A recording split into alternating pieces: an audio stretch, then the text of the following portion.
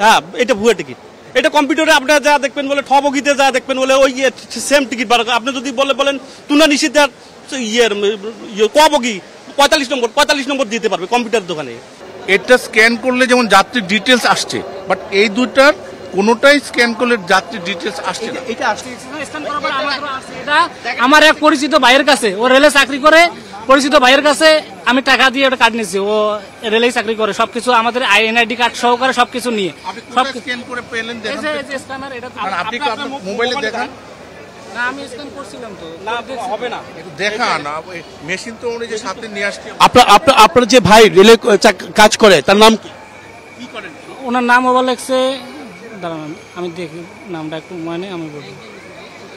তাকে একটা ফোন দেন, সে কিভাবে তার টিকিটটা আপনাকে দিল?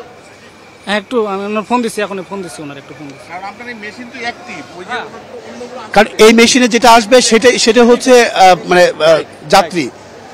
এখানে এই যে কম্পিউটার থেকে যেটা নেওয়ার পর ওখানে কম্পিউটারের দোকানে ঠবগিতে থাকে 45 নম্বর, কিন্তু ওইটা টিকিট বিক্রি হয়ে গেছে। কিন্তু হলো কম্পিউটারের দোকানটা এই ভেজালটা করে। এটা তো কম্পিউটার থেকে নিচ্ছি। হ্যাঁ, ফলস টিকিট। এটা তো হলো কম্পিউটার থেকে নিচ্ছি, ইনি কম্পিউটার থেকে নিচ্ছে। কম্পিউটার থেকে এখন হলো রেলের নিয়ম হলো এনআইডি যার ভ্রমণ তার। এনারা তো একটা এনআইডি এনাদের মিল নাই। তাহলে আপনার এখানে এনআইডি মিল আছে, এনআইডি কার্ড আমাদের সবকিছু আছে, যে এনআইডি কার্ড নাম্বার সব আমাদের নাম্বার যেগুলো সবকিছু দিয়ে রাখছে। ভাই আপনার আমার কথা, আপনার এনআইডি যার ভ্রমণ তার। আপনি এনআইডি দেখান। এনআইডি আছে আপনার সাথে? এনআইডি আছে, দেখি ওইতেছে না তো। এই যে আমি ইয়ে দিয়ে দেখলাম, এডিট করে দিচ্ছে এগুলি। বাড়তি কত টাকার টিকিট, কত টাকা নিয়েছে? 700 টাকা টিকিট ধরছে, 100 টাকা বেশি নিছে। 100 টাকা বেশি নিছে। 100 টাকা বেশি নেওয়ার তো কথা না। না, 100 টাকা এখন টিকিট তো আমরা আগে কাটছি, ওনার সাথে কথা বলছি। না, ফাইল টাকা বলছি, এটা না। মানে বাড়তি টাকাটা কি এমনি চা খাওয়ার জন্য দিয়েছেন? না, উনি হবার লাগছে আমার পরিচিত, তো ওনার সাথে আমি টিকিট কাটি। পরে উনি বলছে ভাই ঈদের বাজারে আপনি আমার নাস্তা করার কিছু টাকা দিয়েন। নাস্তা করার জন্য টাকা চাইছিল, পরে নাস্তা করার জন্য আমরা টাকা দিচ্ছি।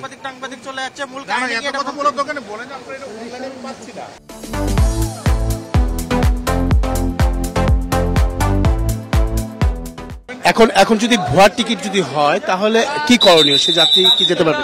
এনআইডির সাথে যদি না মেলে তাহলে টিকিট বানিয়ে দেওয়া লাগবে না, এইটাই নিয়ম। আমার কথা হলো যার এনআইডি তার ভ্রমণ তার, আর এনআইডি থাকবে না সেটা হলো টিকিট করবো জরিমানা সহকারে টিকিট বানা, তাছাড়া আর বুদ্ধি নেই। তার সিটটা তো ছেড়ে দিতে হবে। হ্যাঁ, অবশ্যই সারি দিবে। ওনার তো টিকিট না, উনি আর আরেকজনের মাধ্যম দিয়ে নিয়ে নিয়েছি। এটা হবে না। এই কোডটি দিয়েই কিন্তু যে টিকিটের কোড রয়েছিল স্ক্যান করে সেখানে কিন্তু অন্য যাত্রীর মোবাইল থেকে এখানে হয়তোবা কোনো সমস্যা থাকতে পারে, সেটা ক্লিয়ার করার জন্য, পরিষ্কার করার জন্য অন্যজনের ফোন দিয়ে কিন্তু এখানে দেখানো হয়েছে, কিন্তু সেখানে কোনো ধরনের টিকিটের সন্ধান মিলেনি। তো এটা বলা যেতে পারে তাহলে ভুয়া টিকিট। তার কি করতে হবে? জি, এই যাত্রী কি করতে হবে? এখন হলো জরিমানা সহকারে টিকিট করা লাগবে না। আপনারা এইভাবে কি প্রতিটা যাত্রীকে চেক করছেন? প্রত্যেকটা তো করা যাবে না। আমি একটা টিটি এতগুলো লোকে কেমন কি করবো? যেটা আমার সন্দেহ বাঁচবে সেটা আমি করবো। এটা কিভাবে সন্দেহ হলো? এখানে যখন প্রথমে আমাদের কাছে উনি আসছিল যে আমার টিকিট আছে, বাট আরেকজন আমার সিটে বসে আছে, আরেকজন দাবি করছেন। তখন আমি বললাম যে আপনার এই টিকিটটা যেহেতু অনলাইন টিকিট, এটা একমাত্র টিটি সমাধান করতে পারে এটা কোনটা ফেক কোনটা অরিজিনাল। তখন আমরা ওনার কাছে যাই, ওনাকে নিয়ে আসার জন্য রিকোয়েস্ট করি। উনি আসছেন, আমাদের সাথে বলার সঙ্গে সঙ্গে আসছেন। আসার পরে আমরা আসলে টেস্ট করলাম, দেখলাম যে এটা আসছে না, ইনফরমেশনগুলো আসছে না, তার মানে এটা সঠিক না। তারপরে ওনারটা দেখলাম, ওনারটাও আসছে না। মানে একই সিটের যে দুজন মানে দাবিদার, দুজনের কারোটাই আসছে না।